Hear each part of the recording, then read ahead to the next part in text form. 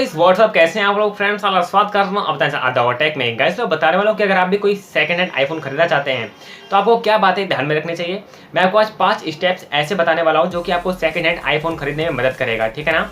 And आपको मैं आज कंप्लीट जानकारी देने वाला हूं कि अगर आप कोई भी सेकंड हैंड आईफोन खरीदेंगे ना तो आपको 100% आपको अच्छा आईफोन मिलेगा एंड जेन्युइन आपको सामान मिलेगा, ठीक है ना। आपको कोई भी गलत सामान नहीं मिलने वाला अगर आप ये 5 स्टेप्स अपने ध्यान में रखते हैं तो चलिए फ्रेंड्स, वीडियो को देरी ना करते हैं, फटाफट से वीडियो शुरू करते हैं। वीडियो अगर पसंद आए जरूर से वीडियो को लाइक कर दीजिएगा, चलो सब्सक्राइब कर दीजिएगा। चलिए फ्रेंड्स वीडियो शुरू करते हैं। तो गाइस आप ये देख सकते हैं कि अपने आईफोन के होम स्क्रीन पे आ गया हूं। गाइस सबसे पहले आपको क्या चेक करना होगा, सबसे पहले आपको चेक करना होगा आपकी डिस्प्ले।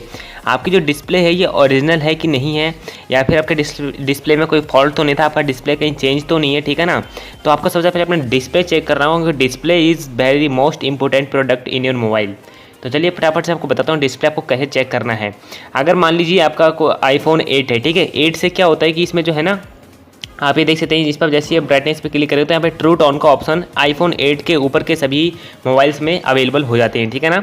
तो आईफोन 8 के ऊपर जितने भी आपके मोबाइल्स हैं उन सब में आपको ये ट्रू टोन का ये ऑप्शन मिल जाएगा, ठीक है ना। आप ये देख सकते हैं मेरा आईफोन एक्स आ रहा है, आप जैसे कि देख सकते हैं ये एक्स आ रहा है एंड इसमें ट्रू टोन का ऑप्शन है, यानी कि हमारा जो डिस्प्ले है बिल्कुल जेन्युइन है। हमारा डिस्प्ले है बिल्कुल जैसे कंपनी के द्वारा लग के आता है, सेम वही वाला इसमें डिस्प्ले लगा हुआ है, इसलिए यहाँ पे ट्रू टोन का ऑप्शन है। आपको बता दूं कि अगर आपका डिस्प्ले चेंज होगा तो उसमें ट्रू टोन का ऑप्शन नहीं दिखेगा, ठीक है ना। ये आईफोन मेरा एक्स आ रहा है, एक्सआर के ऊपर जितने भी मॉडल्स होते हैं ना, और आईफोन 8 से ही स्टार्ट हो जाता है ट्रू टोन का ऑप्शन आना, ठीक है ना। मेरे को 7 में भी पता नहीं आता है, नहीं आता मेरे को उसका पता नहीं, अभी इतना जानकारी नहीं है 7 का, पर मेरे को एक्सआर के ऊपर और आईफोन 8 के ऊपर में सब में आई ट्रू टोन का ऑप्शन आता है। अगर आपका डिस्प्ले ओरिजिनल नहीं होगा या फिर अगर आपका डिस्प्ले चेंज होगा तो आपका ये ट्रू टोन का ऑप्शन नहीं आएगा उसमें, ठीक है ना। आपका सिर्फ यही आएगा, नहीं ये दोनों आपको सिर्फ आएगा, ठीक है ना। तो मैं आशा करता हूँ कि आपको समझ में आ गया होगा। ये मेरा फर्स्ट स्टेप कि अपना डिस्प्ले को कैसे पता कर सकते हैं कि हमारा कोई इसमें डिस्प्ले नकली तो नहीं लगा हुआ या डिस्प्ले चेंज तो नहीं है, ठीक है। गाइस आप ये बात तो जानते होंगे कि अगर आपका डिस्प्ले में अगर आपका चेंज रहेगा तो आप मतलब वो आनंद नहीं उठा पाएंगे जो आपका ओरिजिनल आईफोन में मिलता है, ठीक है ना। तो आपको अपना डिस्प्ले जरूर से चेक कर लेना है, ठीक है ना, अच्छे से चेक कर लेना है एंड ट्रू टोन उसमें जरूर से होना चाहिए अगर आप आईफोन 8 के ऊपर का कोई फ़ोन ले रहे हैं, ठीक है ना। और आपको बता दूँ कि अगर आप पहले से कोई आईफोन यूज़ कर रहे हैं तो आप इसको अपने आईफोन के साथ कंपेयर करके भी देख सकते हैं इसके डिस्प्ले को कि इसमें कोई प्रॉब्लम तो नहीं है, क्योंकि आपको भी पता होगा कि मतलब आईफोन का जो डिस्प्ले है अगर आप इसको पहले इसको आपको एक बार सूर्य के प्रकाश में भी चेक कर लेना है ले जाके, क्योंकि सूर्य की रोशनी में जब इसको लेके जाएंगे तो इसमें आप आराम से उसमें देख पाएंगे। और अगर आपका इसमें कोई लोकल डिस्प्ले डला रहेगा तो आप जब इसको सूर्य की रोशनी में लेके जाएंगे तो आपको जो इसमें रहेगा वो आपको नहीं दिखेगा, ठीक है ना। तो आपको सही से, और गाइस अगर आप पहले से ही कोई आईफोन यूज़ कर रहे थे तो उसका आप डिस्प्ले भी इसके साथ कंपेयर करके देख सकते हैं, ठीक है ना। और आपको तो उसका डिस्प्ले का फिर आदत लगी गया होगा कि उसका डिस्प्ले कैसा होता है, तो आपको समझ में आ जाएगा कि आपका जो डिस्प्ले है वो चेंज तो नहीं है, ठीक है। तो चलिए अब हम अपने सेकंड स्टेप की तरफ बढ़ते हैं, चलते हैं। सेकंड स्टेप में हमको अपने सेटिंग में जाना होगा एंड सेटिंग में जाने के बाद फिर हमको अपने जनरल वाले ऑप्शन पे जाना है। जनरल के बाद फिर अबाउट में जाना है।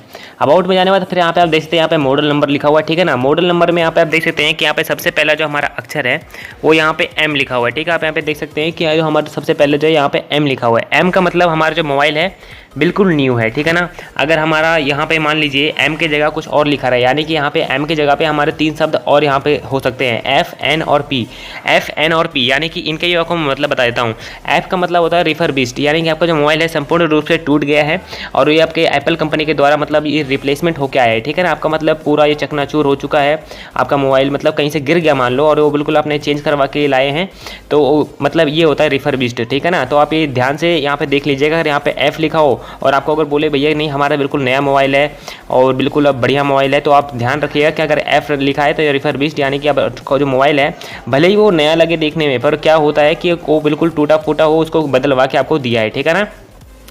तो अगर और फिर बताता हूँ कि तीसरे में यहाँ पे M के जगह पे अगर N लिखा हुआ तो N का मतलब होता है यानी कि एप्पल रिप्लेसमेंट। एप्पल रिप्लेसमेंट का मतलब है कि आपके जो सॉफ्टवेयर में है इसमें या तो आपका कोई शॉर्ट आ गया, इसमें या फिर कोई प्रॉब्लम हो गया जिसके कारण से आपने इस मोबाइल को रिप्लेसमेंट करवाया है, ठीक है ना, एप्पल कंपनी के द्वारा।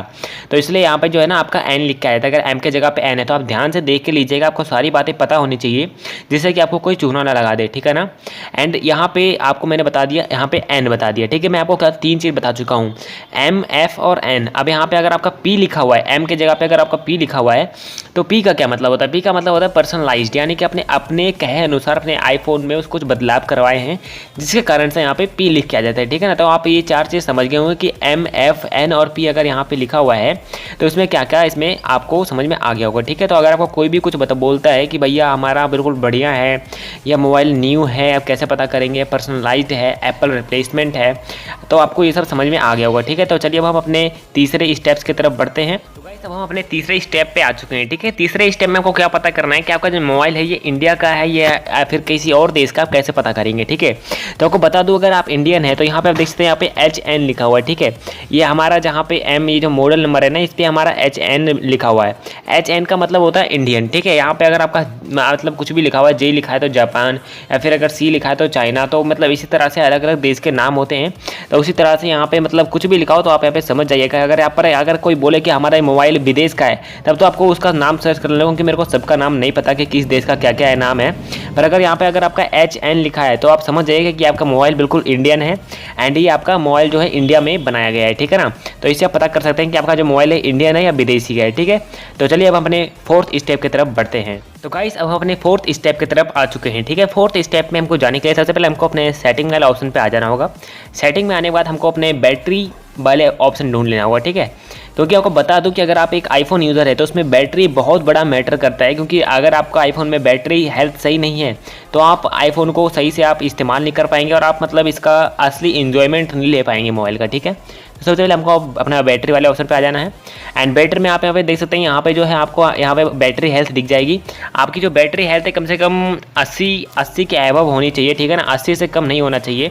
अगर बैटरी हेल्थ उसमें ज़्यादा कम रहेगा तो आप उस मोबाइल को अच्छे से यूज़ नहीं कर पाएंगे और आपको ये भी पता नहीं चल पाएगा कि वो मोबाइल कितना यूज़ है। कोई आपको बोले भैया आपका मतलब हमारा मोबाइल 1 साल पुराना है, 2 साल पुराना है, अब उसमें बैटरी हेल्थ अगर आपको 50% है तो आपका मतलब वो मोबाइल को लेने का मतलब कुछ मज़ा नहीं आप ले पाएंगे, क्योंकि उसको मोबाइल का बार बार आपका बैटरी खत्म हो जाएगा तो आप उस मोबाइल को कैसे यूज़ कर पाएंगे, ठीक है ना। यहाँ पे आपको बता दो, यहाँ पे आप देखते हैं बैटरी हेल्थ के यहाँ पे आपका बैटरी हेल्थ लिखा रहेगा, जो भी आपका बैटरी हेल्थ रहेगा।